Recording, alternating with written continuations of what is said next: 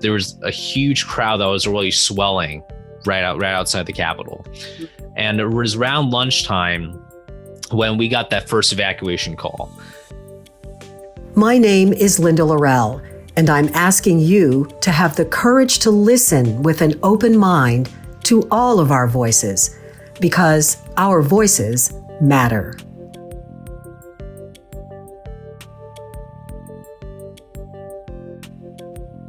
Hi, everybody. It's Linda Lorelle. Welcome to another episode of Our Voices Matter podcast. Talking today with a young dynamo who truly gives me hope for our nation's future. His name is Sherman Tylawsky, and he refers to himself as a young American patriot and George Washington enthusiast. He also describes himself as an aspiring statesman who grew up learning U.S. history and politics, both inside and outside of the classroom. I have no doubt we're going to be hearing a lot more from this young man in the years to come. He has a remarkable story to share because he was a congressional intern on January 6th and was in lockdown on the grounds of the U.S. Capitol during the January 6th insurrection. His insight and his perspective are riveting and interesting and informative, and I can't wait for you to enjoy the conversation that I had with him. Again, he gives me hope for our nation's future. So here now, my conversation with Sherman Tylawsky. I understand that you have worked on both sides of the aisle. So tell us a little bit about what that experience is like, and if you can tell us who you worked for on both sides before we start to talk about January 6th. Sure. Well, I really wanted to find a way to serve the national legislature of the United States. I know that there's oftentimes in politics, we talk a lot about the executive branch, which is very important, but I wanted to learn more about this Congress when we hear a lot about, but I didn't really understand how it worked. And I decided to go for it and find an opportunity in the summer 2019. So between my first year and my second year at the Bush School, everyone usually does like an immersion, like a language immersion or an internship. So I decided to do the internship route, and I decided to apply for my home district congressman's office. I really wanted to understand, first of all, if I must just start with why I decided to intern for both sides of the aisle. First is that I really value this idea that we cannot live in a sustainable political environment if we can consider each other enemies. There's just no way around it. And I really just wanted to break that right away, which is understanding that I might have disagreements with someone, but that doesn't mean that that person doesn't want economic prosperity. That doesn't mean that this person is a bad person. It just means that maybe we have a different route of going to the same destination. Right. And that's really the crux of why I decided to intern. But the other thing too was also I needed to make connections with people on both sides, because sometimes there are issues when you need to have people from the other side to maybe join you in a conversation about a topic like January 6th or about other issues with regards to finding national unity, finding some kind of common ground, and having a more united team around bigger issues that are bigger than any one of us is really, really, really important. I decided to apply for internship for the summer 2019, and I just got to do all kinds of tasks. Notably, who was this internship with? This was for Congressman Mike Thompson of California. Okay. He represents the 5th District of California. He's a great. And which side of the aisle is he on? Just so we can. He's a Democrat. Yes. Democrat. So he's a Democrat. He's a great person to get to know. He really, really loves his district so much. And I was very, very grateful to have learned so much from him and his staff as well. His staff are the ones who help you. And that first time, for the first day, I'm always obviously very nervous of not sure. I can only imagine. Right. So who did you intern for on the other side of the aisle? So I interned in the spring of 2021 for Congressman Jody Hice of Georgia. He's a Republican, represents the Athens area. He too is also a wonderful gentleman to get to know, a true public servant as well. I also want to thank his staff too. I've mentioned the staff both times already, but the staff at the Capitol really are fantastic people. They work so hard, oftentimes very long hours. It doesn't matter what's. We've heard in the wake of January 6th, we've heard a lot about the dedication of the staff of the members. And so I think it's great that you're pointing that out and giving them their props, because they certainly deserve it. So let's talk a little bit about January 6th. Sure. Who were you interning for on that day? And where were you as things began to unfold? I remember on that morning, I was having a little trouble because of the security protocols. I at that time there was only limited services, so I didn't get my ID till that day. I actually, for the first 2 days, I was escorted by staff members, but the third day, we couldn't even access the building without a member being present, essentially, or if it was like a high-ranking staffer. That's my recollection. And so I actually had to have my member come down and pick me up to take me into the building, which was quite a ceremonial moment there. A little bit, you kind of feel like, oh, it just speaks to it speaks to the gravity of just the situation and where we are. Where we were at that moment with COVID, and then also with all of the chatter that was going on surrounding the rally and what might or might not happen. So, exactly. So take us further into the day. So as the day progressed, what happened?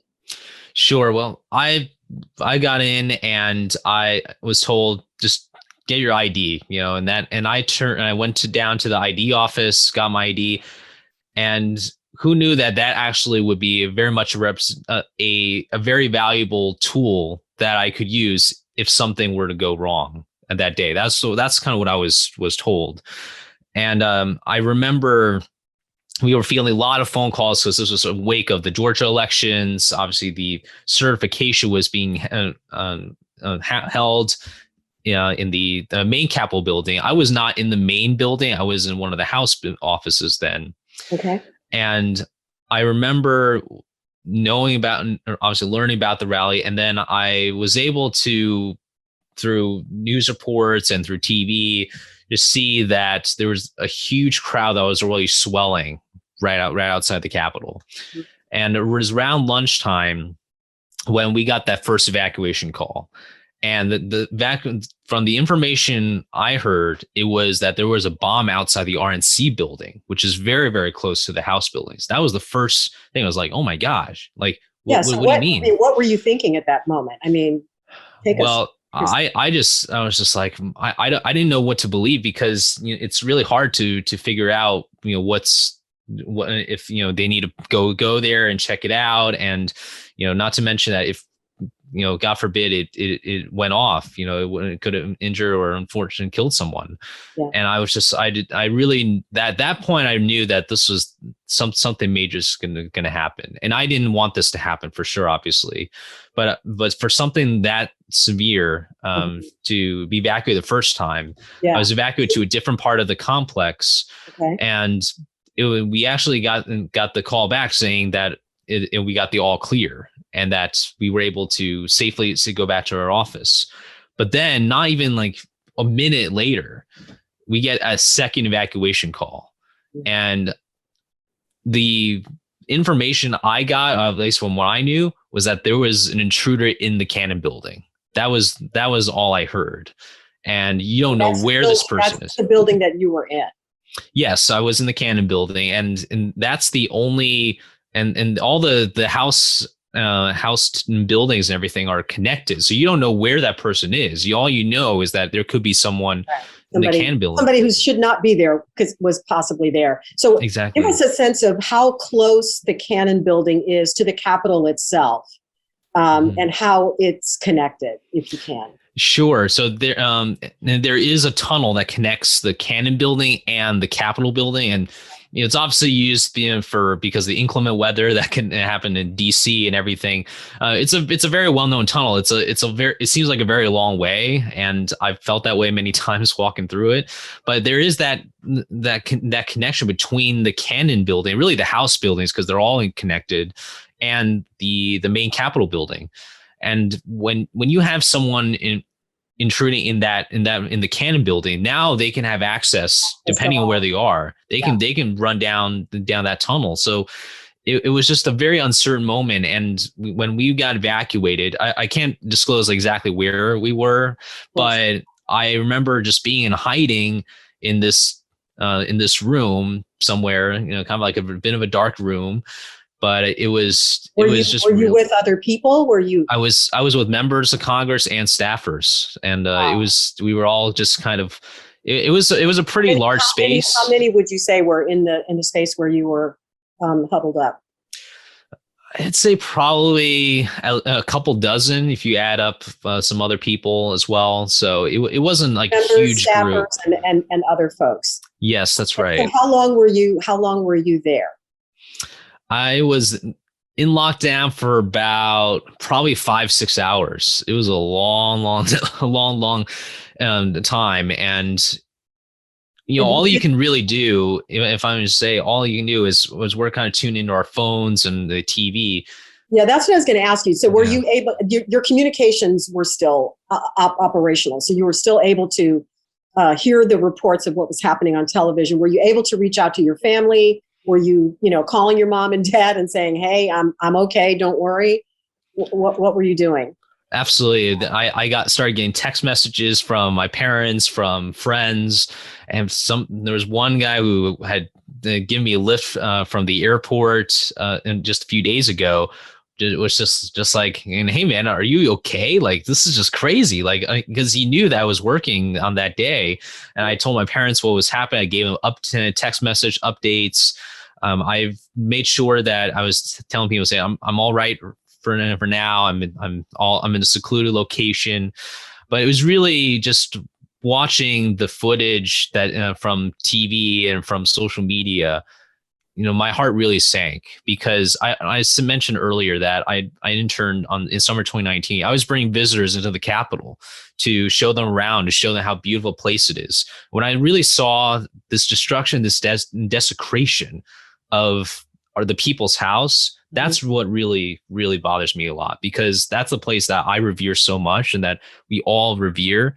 And to see that and to not be able to do anything about it, it's just seeing some of that footage, especially how the officers were treated by these rioters. It was just very, very, it was very, very sad. And to this day, I still think about that day, and it's just kind of unconscious. I'm all right physically, or mentally, but it's just when I see news about it, I just can't help but think about that. It's just heart-wrenching. And as we're recording this on July 30th, it was just earlier this week that we had the first day of the hearing on the January 6th insurrection.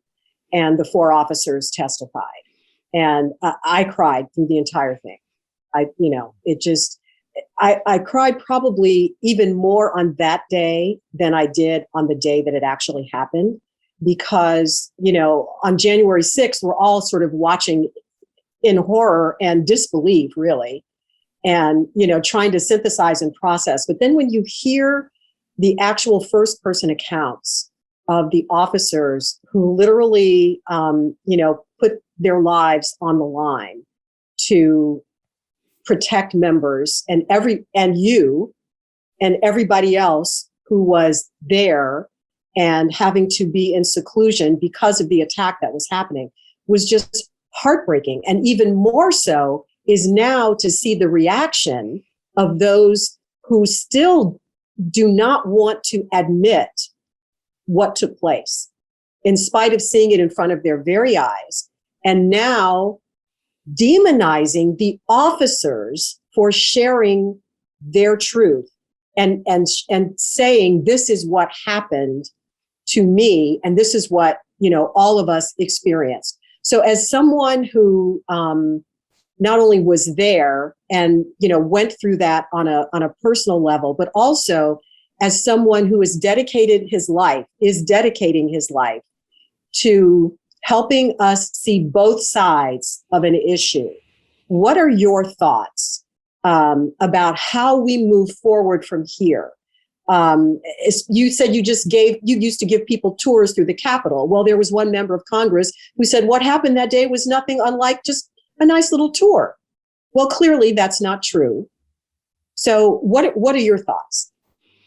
Absolutely. Well, there's a lot to unpack here. I'll start off with one thing, which is I absolutely support, and I believe a lot of people support learning more about what happened on that day. And whether it's through a commission or a committee, I mean, it kind of went back and forth a little bit for the last few months until the committee was established. I really believe that we really need to be completely honest with ourselves and say, just because we want to know more about what happened on that day does not mean that we hate each other or we don't like the country. We just want to find out what happened and then fix it. I mean, I think that's the basic principle, isn't it? So it won't happen again. Yeah. Exactly. And I want to just address one quick thing before I get to kind of some of the things that we can do to move forward, which is I mentioned staff earlier. I also want to mention my appreciation towards not only my office staff who were so professional, so caring for my safety and for the well-being of others, and also for the member and for others as well. But also I have an appreciation for Capitol Police. I also remember that day. I was not working that day, but we lost another Capitol Police officer right around Easter time. And you see how what the Capitol Police has just gone through the last few months, and obviously you see National Guard there, interning on the Hill when you have guardsmen, so many more guardsmen than staffers and members combined. I mean, that's just unheard of. Mm-hmm. And I just want to just say that the testimony that the officers gave, but also just what Capitol Police has gone through, especially the officers there, is truly remarkable. And what they do is every single day. It's a simple task. They don't get a lot of credit, and it's not over for them. I mean, and they'll be living with the aftermath and the after effects on their physical and mental, on their bodies and in their minds as they live the rest of their lives. It's not over. Exactly. Yes. And so number one is definitely we have to have a commitment to finding out the facts. It does not have to be partisan. People try to make it partisan. I think it's because they just want to pick a fight and they want to portray themselves as superior over someone or to try to demonize someone. And sometimes it's for other political purposes, just for purpose of pursuing power. And if we can set that aside and focus on what happened on that day and recognizing that there's a lot of people who care about this building, about this place, about this democracy, that is a starting point for us. And that's why I'm someone. Sure. Let me ask you a quick question here to follow up to the point you just made. You said, if we can agree to, let's find the facts. Let's find out what happened here. Yeah. So I'm wondering if you have talked to anyone who does not want the commission to take place, does not want an investigation to take place. Have you personally had a chance to talk to anyone who has that point of view? And if so, what did you say to them? I personally have not, since the attack, I've not personally, because it didn't materialize until like about a month ago or a couple of weeks ago, I haven't had an opportunity to meet someone who fundamentally disagree with investigation. I do think that there's obviously people who differ on like what a commission or a committee would look like. Obviously, some people want like a 9/11 style commission or a committee that had equal numbers, kind of like the ethics committee. Ethics committee has an equal number. There was an opportunity for there to be equal numbers, and yes. The Republicans decided that they didn't want that, and so now we have the committee that we have. So if you could speak to someone who does not want this commission to take place or just thinks that we need to move on, as many have said, We just need to get over it and move on and not try to deconstruct what happened so that it doesn't happen again. What is an argument that can be made, or what is a conversation do you think that can be had to help that person understand the importance of getting to the truth? Sure. Well, I would take that person and say, imagine if you were in that position. I would say, if you were in the position of a Capitol police officer, if you were in position of someone who was worse in Washington, not because of the pay, because the pay can be very, very competitive, not competitive as in like numbers, but in terms of how low the pay can be. I mean, there's news reports about that. When you have people who go to Washington because they care about their country and they care about the duties of carrying out the office which they represent, people they represent, not to mention how many sacrifices countless civil servants, staffers, employees, members, and others have put to live in Washington and work in Washington for the benefit of the country. If that person can just imagine that, maybe they'll have a different say about that. Maybe they'll rethink. Maybe I wouldn't be so opposed to an investigation of some kind if I understood what this meaning of public service is for countless people. Yeah. And it's a hard conversation to have if I were to have a conversation with someone, because I don't think they would want to converse with someone like me, right? Well, because here's the thing, and I mean, I'm so glad we're talking about this, Sure. and especially, talking with you because you were there and you've got a really Sure. interesting and unique perspective. And I wholeheartely agree with you. And that's the whole premise of this podcast, which is trying to help us understand that, we pretty much want the same things. Okay. Yes. And that if you could put yourself in the shoes of the Capitol police officer, if you could put yourself in the shoes of the public servant and understand from his or her point of view what it's like to walk in their shoes, right? We had that opportunity this week. These men cried. They laid their souls bare. And yet there are still people who refuse to put themselves in those shoes. And that's why, I mean, it's like, okay, what is it going to take? What is it going to take for us to stop feeling that it's all about me? It's all about my personal rights and my personal freedoms. Well, last time I checked, we were all part of this society, and that we have societal constructs and norms and things that allow us to live our lives and to protect each other at the same time. So, I think it's important to have conversations like this, and I'm searching for, solutions and language and tools to help us bridge this divide, that even when someone, a big, strong police officer, gets in front of a microphone and television cameras that are broadcast across the globe and cries, that it still doesn't get to some people. What is it going to take? I don't understand. Help me, Sherman. Help me understand.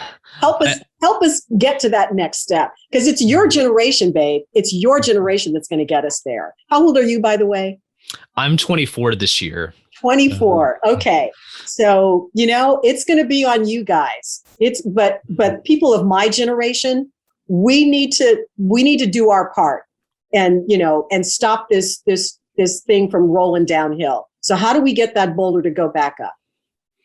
Absolutely. Well, first of all, Linda, I really appreciate you sharing your sentiment about this, because that openness of sharing how you felt and how the officers felt, that I think is yet another thing we need to push for, which is just being open, being genuine about ourselves. Because there's a lot I will tell you, Linda, I believe, this is my opinion, but I believe there's a lot more people who were in the Capitol, who were in lockdown, like myself, who want to speak out, but because of maybe their capacity or something, which is understandable to some degree, they might not be willing to speak out, or maybe they have only spoken to a handful of individuals.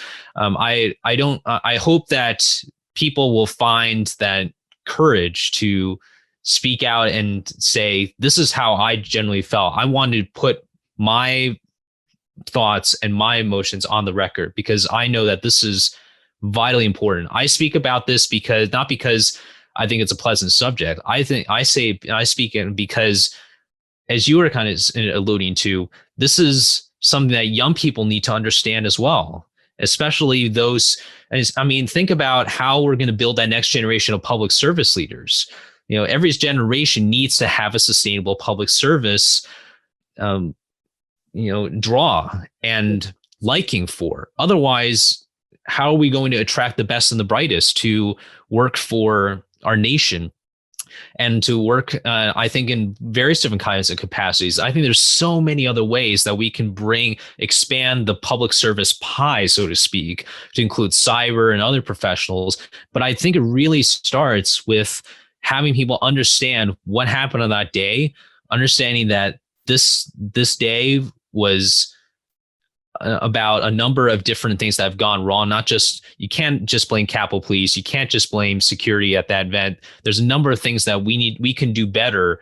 It's not because we took part in the riots. It's because we can all have a role in doing our part to be more civil and to have more conversations, to have more dialogue. I encourage people to, if anyone has any even mutual connections with anyone who works at the Capitol and everything, sit down and have a conversation with them. Ask them saying, how are you doing?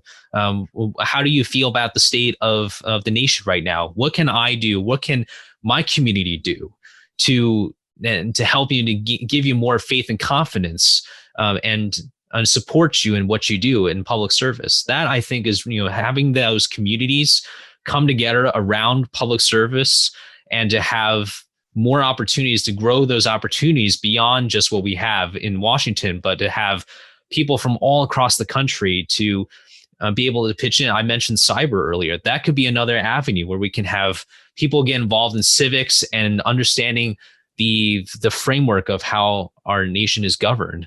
Mm-hmm. And it's a topic that I care a lot about. And this is why I've done interviews about January 6th on other shows. And I really believe that this is something we can't let go, because if we just brush it off, I fear that remnants of it are going to grow back, are going to come back. And I completely agree. And I love the fact that you're sharing this on podcasts like this, and then you have your own podcast, Friends and Fellow Citizens, where you're talking about all of these issues that are so vital to keeping us as a thriving democracy. So as you look toward the future, your future in particular, what do you see? Are you planning to run for office someday? What's your goal here?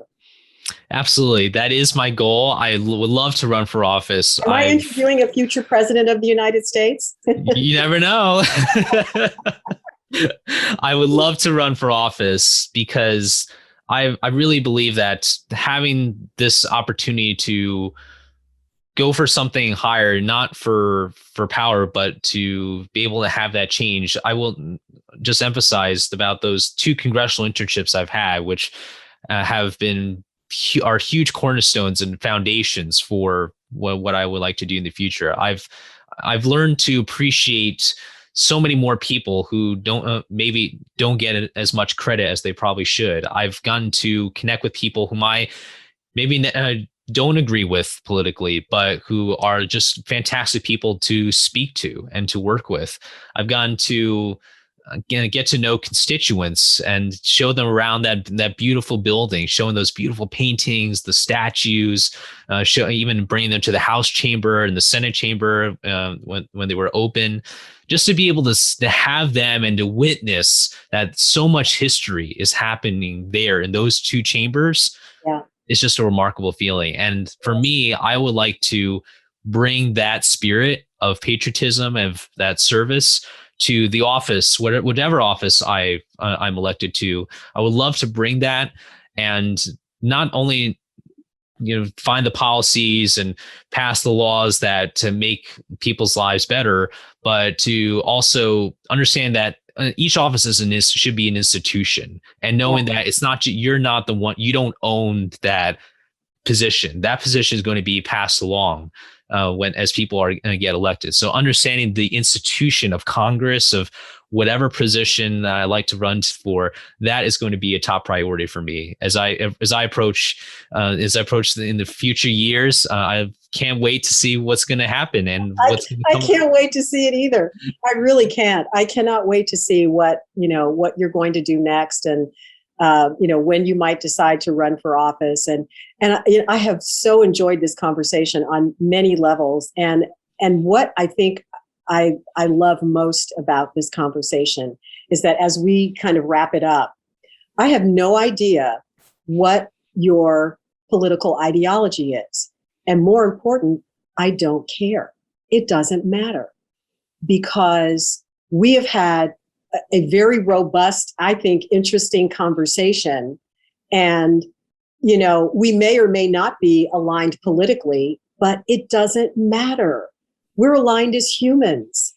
We want to see our society move forward, and we want all of us to prosper. So I hope this conversation serves as a bit of a catalyst for others to just talk and listen to what somebody else has to say. And I just love the approach that you have taken so early in your life of, wanting to, working for somebody on one side of the aisle and somebody else on the other side of the aisle. And, making a conscious decision to study overseas and get a perspective that's completely outside of what you grew up with. And knowing that all of those different perspectives are going to make you a whole human being who can empathize with and relate to people from all walks of life. So kudos to you. I just, when I think about, if we have more young people who are approaching their lives in the way that you are, then I think we're going to be just fine. Thank you so much. I just, my hat's off to you. So what is next as we wrap up here? What's next for you, and what is the one thing that you want to leave our audience with today? Absolutely. Well, next steps for me, I would love to pursue a doctorate degree. That's kind of my last stretch in my formal education side. I mean, I think education happens 24/7 in my opinion, but I would just say formal education for me. I'm doctorate in what? Hopefully in leadership or public policy. That's kind of my ideal area. We'll see how that goes. There's a lot of things are still pending right now, but I'm also looking at starting my own business, so starting in my own organization that can have more people to come together and to have conversations and to understand our civics and be able to appreciate our history, learn from it, the good, the bad, and the ugly, but also just have a great time and just talk about what we're excited about, or some of the issues that we'd love to have more conversations about. There's so many issues out there that we can have robust conversations. And I'll leave the audience with this. I remember I had a conversation with someone in London, and I remember sitting down with him, and I didn't really know about this guy. He was in my class. I did a liberal arts degree, but with a focus in politics. I didn't know a lot about this guy, but I just thought, this guy was really friendly to me like a year ago. So why not? And so we grabbed a coffee and we just had a very honest conversation about what he believed in and what I believed in. And we were politically very far apart on a lot of issues, but we came together on some. And he unfortunately is not with us anymore, but he died at a very young age. But I will never forget that power of that cup of coffee with someone, and to have an honest conversation, to learn more about him. I think about him quite a bit every time I think about this idea of sitting down with someone and just talking and being completely honest and open about each other. And I hope that my experiences, although I was frightened, I was scared, I was very disgusted with what happened on January 6th. But I believe that if more people came together and had honest dialogue about what happened on that day, but also ways in which people can just get to know one another And that's my message, is to get to know one another. Also, I will say one last thing, which is, we can have, I believe we can have our debates about politics and everything, but let's also enjoy the other things that are amazing in life. Going to a sports game, rooting for your favorite team, or going to a birthday party, having lots of cake or something. Being able to appreciate all these other elements of life is also really, really important. I think that's also going to be very, very sustainable as we kind of figure out a way to not only have a more sustainable political environment, but also to have a sustainable nation where we can enjoy so many freedoms and so many aspects of our lives that can make us very, very happy, but also one that can be more unified together as we go through in these next few years and next few decades. I love it. Love the message. Love what you are doing on your podcast, and just the course that you have charted for yourself and for your future. So please stay in touch with us. Keep us abreast of what you're doing. And I just look forward to watching you soar, because I have no doubt you will. Thank you so much, Linda. I really appreciate it all. And thank you all for listening. Thank you all for joining us today. Okay. Thanks so much, Sherman. You take care. Thank you so much.